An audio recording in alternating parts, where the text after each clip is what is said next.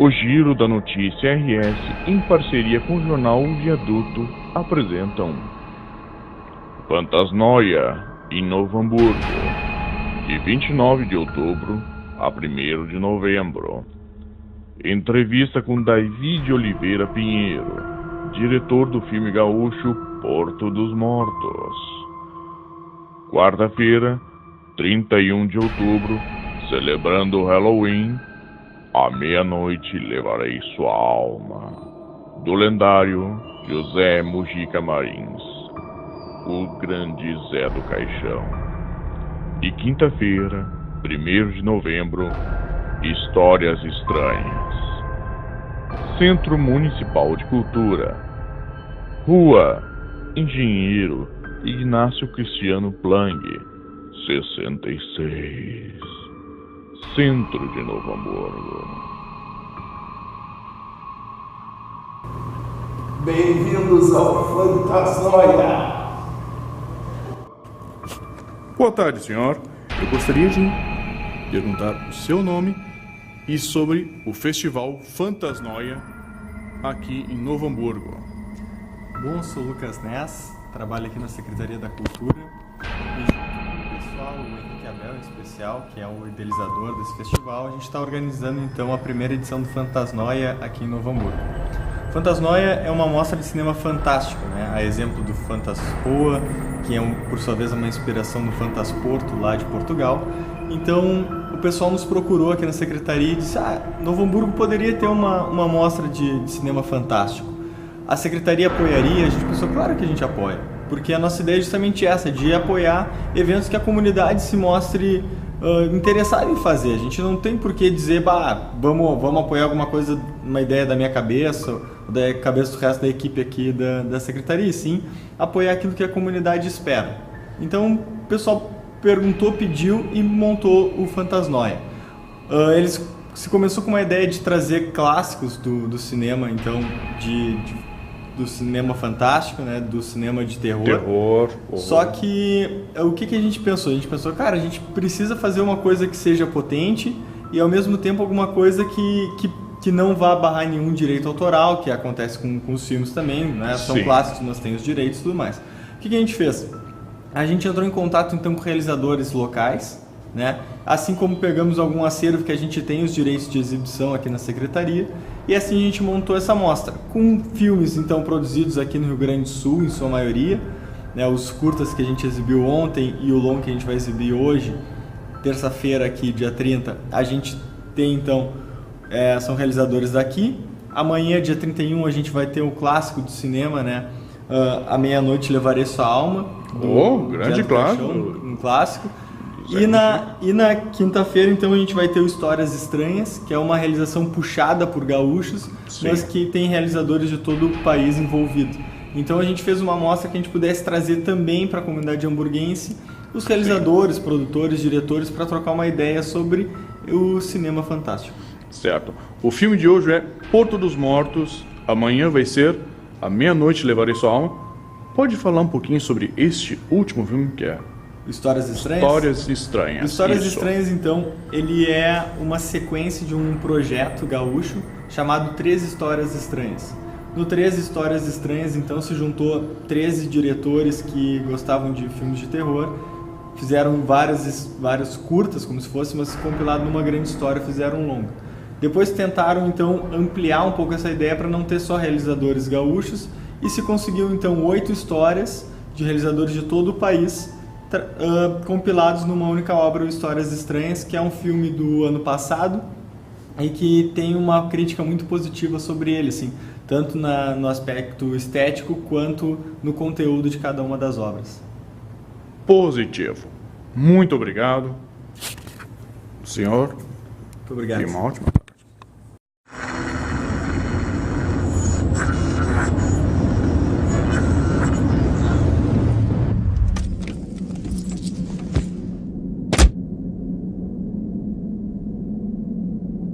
Não sei de onde veio. Eu não sei quem é. Mas tenho procurado ele desde antes do fim do mundo. Eu achava que era apenas um assassino. mas ele é algo pior.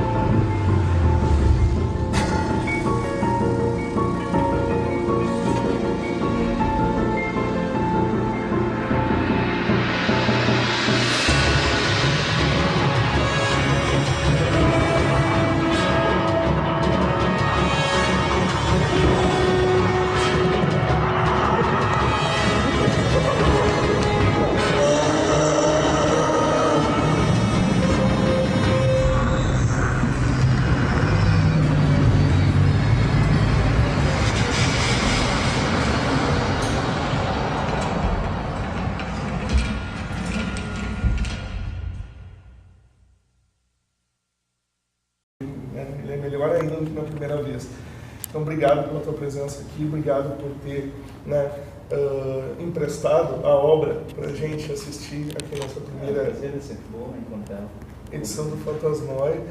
E eu vou começar assim com, né, uma ou duas perguntas e depois, por favor, eu gostaria que vocês também formulassem aí questionamentos, seja sobre a trama, seja sobre questões técnicas do filme, sobre a produção, por favor, se você tiver de curiosidade ou que vocês queiram, né, coisas que vocês observaram a respeito da produção, por favor, fiquem bem à vontade. Eu queria que tu contasse rapidamente um pouco para nós, assim, o que te motivou a produzir, né, o Porto dos Mortos, quais foram as influências. Eu, assim, como um grande fã do gênero, eu tenho algumas suspeitas, né? Eu enxerguei alguns elementos do El Mariachi, não, talvez do Mad Max, não sei, até gostaria de saber se realmente procede. Algumas coisas sobre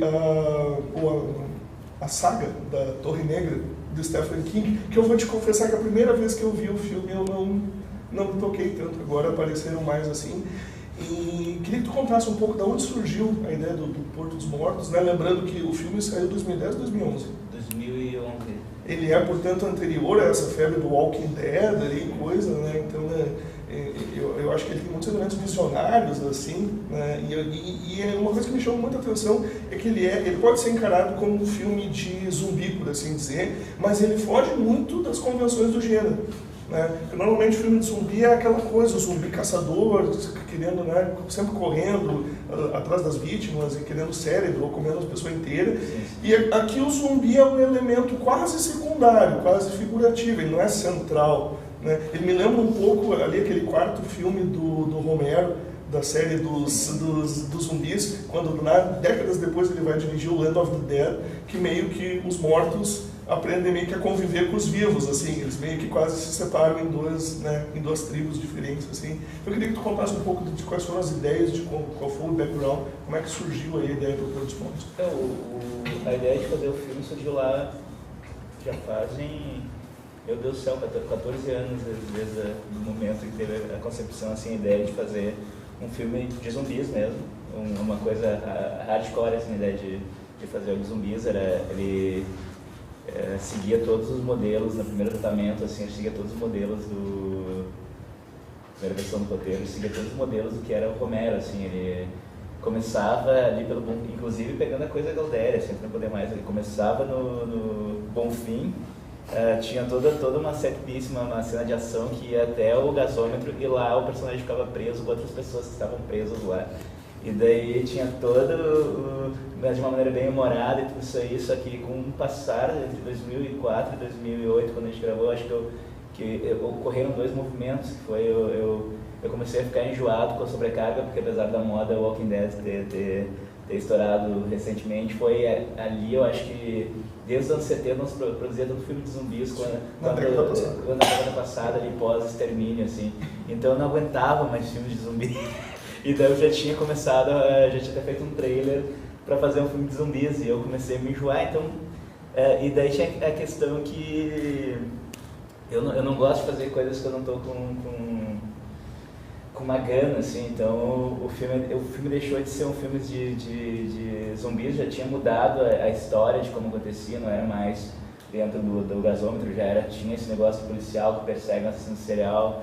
Daí o assassino serial, não, sobrenatural, foi num pós-apocalipse zumbi. Daí tinha essa coisa meio autoconceito, meio com uma linha super clara. Basicamente, tu criou personagens que tu gostava e colocou no universo zumbi. Não, Conceito, o que aconteceu foi que foi mudando. Daí eu comecei a... Estava tentando conseguir financiamento, não conseguia. Em Porto Alegre eu escrevi 2 vezes no Prêmio de Desenvolvimento para longas-metragens da prefeitura. E sempre recebia pessoas falando, animadas, dizendo: defendi muito teu roteiro lá, mas não ganhava, assim, sabe? Não ganhava porque era de gênero. E 2004, 2005, 2006, em Porto Alegre, querer fazer um filme de gênero era... Tá, tu é idiota, David, tu é idiota, querer fazer isso, sabe? Querer fazer a série. Faz um filmezinho trash, assim. E daí o que aconteceu foi que... numa loucura, eu estava fazendo um outro trabalho, que eu estava imerso, e daí a produtora tinha comprado para isso uma câmera, né, porque a gente valia mais a pena comprar a câmera que alugar. E daí eu resolvi no fim de semana pegar e fazer um trailerzinho, um promo do filme, lá em 2007. E fiz esse promo, meio assim, para fazer o promo e tentar vender o filme também, tentar conseguir junto com o roteiro aquele promo. E a gente resolveu lançar esse promo online. E daí o Isidoro, que era assessor de imprensa do projeto que eu estava trabalhando, ele mandou esse trailer para diversos veículos, tanto no Brasil quanto internacional, e lá fora, tipo, ele foi aplicado em tudo que é site de gênero, né? Inclusive Fangoria, que era a maior revista de terror do mundo na época, né? Agora está voltando, né? Agora está voltando. E o que aconteceu daí é que a gente ficou assim, pô, o filme tem algo. E daí a gente estava pensando, a gente vai continuar, a gente tentou algumas vezes conseguir financiamento até fora do Brasil e tal, e não estava rolando. Daí o Isidoro, numa dessas loucuras, falou: se eu colocar tal valor, tu consegue colocar assim, o valor igual e a gente faz o filme? E daí, depois de um dia meditando, a gente decidiu fazer isso, decidiu fazer o filme numa loucura. Daí a gente, entre 2007 e 2008, ali, a gente ficou na pré-produção e começou a trabalhar em fazer o Portos Mortos. Daí gravamos em fevereiro de 2008. E essa história, só que daí o que aconteceu no processo é que ele deixou de ser só um filme de zumbis, ele virou um filme que tinha zumbis e mais tudo que eu amava de cinema, porque se eu vou ter que cofinanciar o filme, quer dizer que talvez eu nunca mais faça um filme na minha vida. É essa a tendência, todo mundo, o próprio Coppola, né, diz que nos coloca, ele é a pior pessoa para dizer isso, mas nos coloca o próprio dinheiro, né, no filme, né? E ele mesmo colocou em vários filmes dele. Ele mesmo colocou em vários, o pior é não houve os próprios conselhos. Então o que aconteceu foi que nesse clima se produziu o filme, foi uma experiência bem alongada, assim, a gente gravou em 2008, terminou em 2011, né, a pós-produção foi bem, e também essa coisa de entrava cachê e direcionava para o filme, sabe? Então teve toda essa coisa, daí ele acabou virando uma mistura de vários gêneros. Ele acabou virando um filme que tem tudo que eu amo de cinema, sabe? Tudo que eu amava na época, né? Tudo que eu amava na época de cinema de alguma maneira, de François Truffaut a filmes do Kobayashi, assim, tipo, de tudo um pouco, com Mad Max, com Lucy Fulci. Tem uma pegada western bastante. Sim, principalmente no final, aquele duelo ficou muito bom. Ele é uma mistura, ele por assim dizer, é uma mistura de tudo que entrou na minha cabeça até essa feitura. É isso, se eu fizesse só um filme na minha vida, seria suficiente, porque esse filme naquele momento significava tudo. Eu cheguei a reconhecer um pouquinho na vilã do filme, quando ela se apresentou, um elemento ali do Psycho Mantis, do seriado dos jogos do Metal Gear. Foi dali? Eu não sou tanto do... Não, tudo bem. Não foi dali que saiu a ideia da máscara? Não, a máscara é do Sandman. Do Sandman. Eu também pensei no Psycho Mantis. Mas o Sandman também, Sim. Não, mas é que eu não realmente é só por falta de conhecimento. Não, tudo mesmo, bem, né? tudo bem. É. Não é por desgosto. Assim. Não. E o design, aquele estilo do carro, assim, tem algum filme me evocou o Mad Max. Eu admito que ele evoca Mad Max, mas era o gosto pelo Maverick mesmo, assim, pelo modelo de Puxou carro. ali assim. pelo Maverick, né? Sim, era o gosto pelo carro em si, obviamente sabia que evocava Mad Max, assim. Se tem algo que eu me arrependo do filme, talvez seja ligado ao carro, que era uma ideia que eu tinha que não teve como fazer, que a explicação de como o carro andava, assim, que pra mim era um carro demônio e ele abria o capô e alimentava. Tipo, é a única coisa que eu me arrependo de não fazer. Talvez para uma continuação, o cara chega ali pro... Seria Só um o único segundinho. arrependimento não ter monstros cósmicos. O orçamento segurou isso. Monstros cósmicos e abrir o capô e tá aquela coisa orgânica ali. Né? Ronca motor e vai andar, vai correr. E o interessante é que ele é um filme de horror, um filme com bastante violência e um filme que tem muitos elementos de western, né? Mas ele não tem muito tiroteio. Sim. É uma coisa muito interessante. Sim. Isso aí foi uma questão econômica, na verdade. Tipo, como é que... Eu queria que não tivesse muitas balas para tornar difícil a vida dele também, para tornar econômico o filme, então era isso, não ter tiroteios, garantir que não tinha tiroteios, assim, então ele como um completo imbecil, ele gasta todas as balas dele no início e fica sem balas, assim. Ele não é a pessoa mais inteligente do mundo, porque até o conceito, assim, falando de conceito mesmo, a minha ideia é que ele não é um policial, sabe, ele é só um cara que encontrou um monte de arquivo e armas e resolveu ser... Aí todo mundo chama ele de policial por acaso. Porque pela autoridade, pela projeção, ele criou um personagem, assim como todos criaram personagens no pós-apocalipse. Sim. É meio que meio um grande cosplay pós-apocalíptico. Assim. Interessante. Um RPG live action. Um RPG live action. Qual a dificuldade que encontrou de lançar o filme no Brasil? Por que não foi lançado no Brasil assim, em muitos lugares? Porque desde 2010 ali a gente conseguiu ver ele em 2 ou 3 lugares só. Sim. Muito pouco lançado e no mundo inteiro estourou. Sim, não, ele teve só em Porto Alegre, foi distribuição nós mesmos. Porto de Elias, né? Foi no Santander, alguma coisa assim. Sim, mas de ter uma continuidade, assim, não ser uma exibição única ou 2 exibições, foi só a PF Gastal, né? Foi a PF Gastal. E em termos daí foi Netflix, foi Canal Brasil e nos Estados Unidos foi o Hulu, na Espanha foi Alma Oscuras e muito foi festivais no internacional, não foi tanto uma distribuição, por assim dizer, foi muito festival, sabe? Agora acho que está em volta de uns 85 festivais assim, pelo mundo. Por que não encontramos ele? Porque agora a gente não tem como distribuir e tem uma questão que daí é bem negocial. É uma questão que nós temos agente de vendas, que a gente assinou em 2010 com ele. Ele fez várias vendas até 2014, 2015, por aí. E daí ele virou uma produtora. E ele está fazendo vários filmes estavam no catálogo dele. Ele tá meio congelado e ele tá meio... Mas vai sair um dia. Espero que sim. Em algum momento o contrato com ele se encerra.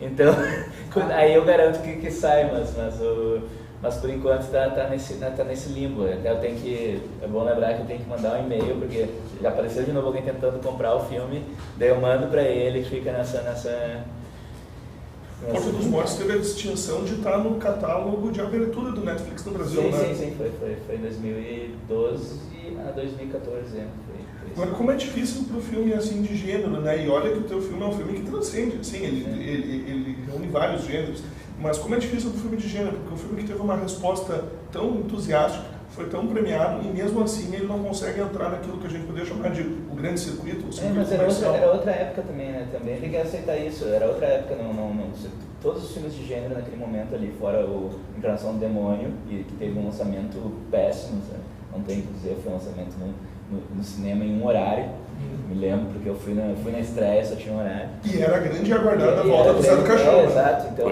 era uma coisa também... O DVD era difícil achar. Do Porto dos Mortos, é um sintoma daquele momento, não se levava a sério o gênero, não se pensava na construção e até o que a gente conseguiu, talvez esse ano seja o ano mais especial nesse sentido, sabe, que está tendo vários lançamentos comerciais de gênero, mas também, daí tu vê os números e tu vê que ainda não existe uma formação, sabe, de público, não existe um público que não está ainda encontrando o público, né, porque é uma questão de formação e de longo prazo, né, mas não é um filme, não é outro que vai estourar em 2 segundos para fazer, é uma construção de tempo, assim, talvez, eu realmente não tenho resposta para isso. E como tu chegou no ator que interpreta o protagonista? Porque, não sei se é uma impressão minha, né, que eu sou só um fã, eu enxergo de fora. Eu não sei nada da parte da produção, da realização. Mas ele é um protagonista muito sólido, né? Nos primeiros segundos de tela, tu esquece que ele é um ator. Ele é muito convincente, porque ele parece... Em nenhum momento parece que ele está atuando. Ele parece aquela pessoa comum, por assim dizer, que realmente está vivendo uma situação excepcional. Ele já é um ator conhecido que tu pensou, eu quero esse cara no meu filme, ou foi sorte? O Rafa foi assim, ele já era ator, tinha feito vários curtas, tinha feito vários episódios de televisão, também fez posteriormente o filme que fez Tempo e Vento, não sei. Mas o que acontece é que eu tive a experiência de... Eu odeio teste de elenco, né? Então, lá em 2005 eu estava fazendo um curta-metragem para histórias curtas para a RBS e a gente teve que fazer o teste de elenco para o personagem principal. E daí o Rafa era uma das pessoas que a gente estava testando, assim. E daí foi aquela coisa que a gente, na hora, assim, já deu, até ele pegou o papel e a gente se deu super bem, e daí desde lá, pra mim, eu tava já com Portos Mortos, eu falei pra ele, tu vai fazer o Portos Mortos, e foi assim mais ou menos o elenco. Nem quando eu testei elenco do Portos Mortos, eu falava para as pessoas, eu quero que tu esteja. Os 2 adolescentes nunca tinham atuado, eu tinha feito um curso de teatro, vi os 2 atuando juntos, que eu quero vocês 2. O Lefa, né, que é um ator em comum, que é fetiche dos 2 diretores. Ele fala por ti. Tem uma piada entre nós, antes da gente se conhecer, inclusive, que para fazer o Portos Mortos ele roubou metade do elenco do Gritador. Metade. Porque além do Lefa, no início, na primeira cena, tem o samurai, é o Lindon Shimizu, que tá no Gritador. Eu não reconheci isso.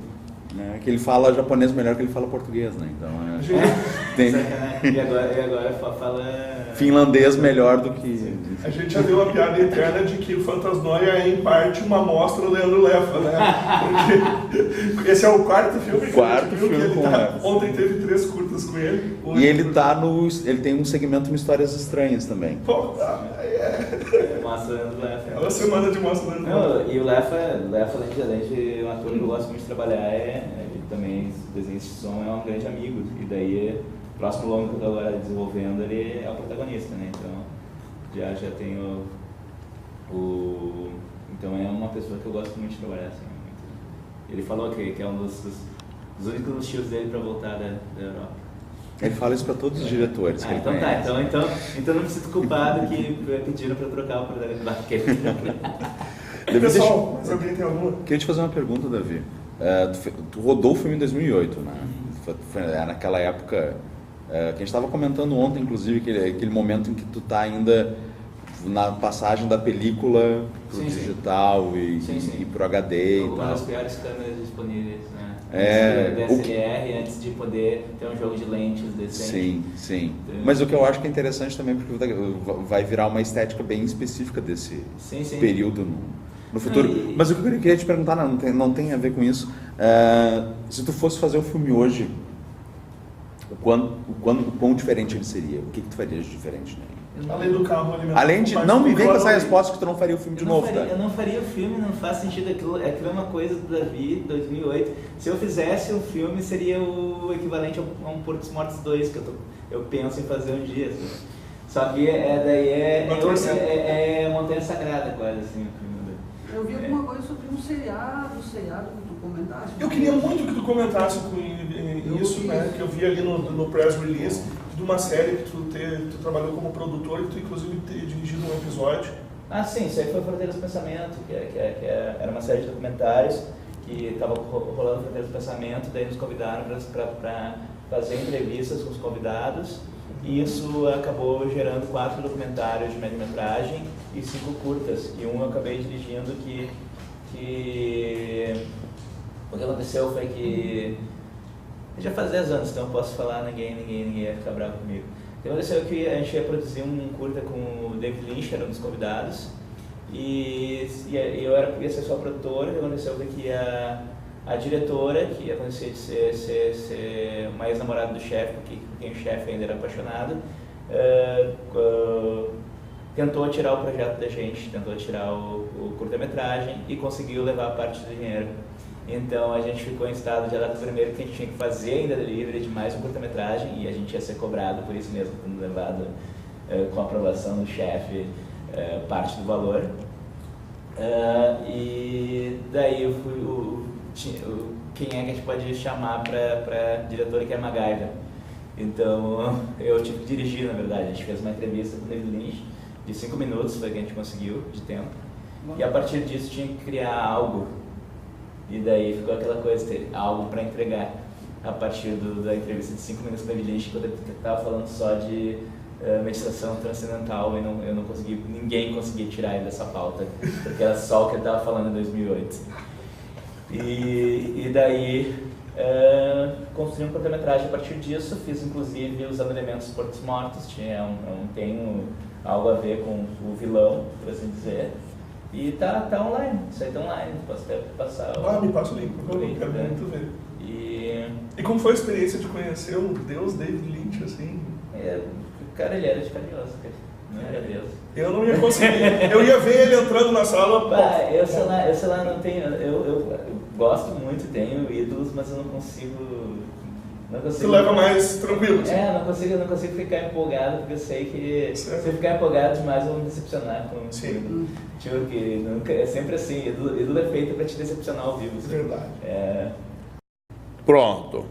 Queremos convidar todos vocês para que compareçam no Fantasnoia, aqui no Centro de Cultura de Novo Hamburgo, amanhã, na quarta-feira, que vai ser o dia do Halloween, dia 31 de outubro, para assistir talvez o maior clássico do cinema de horror brasileiro, À Meia-Noite Levarei Sua Alma, do Zé do Caixão. Venham aqui, pode vir fantasiado, vai ser um ambiente muito legal, uma forma muito bacana da gente comemorar o Dia das Bruxas. Venham aqui conosco curtir esse momento, prestigiem o Fantasnoia.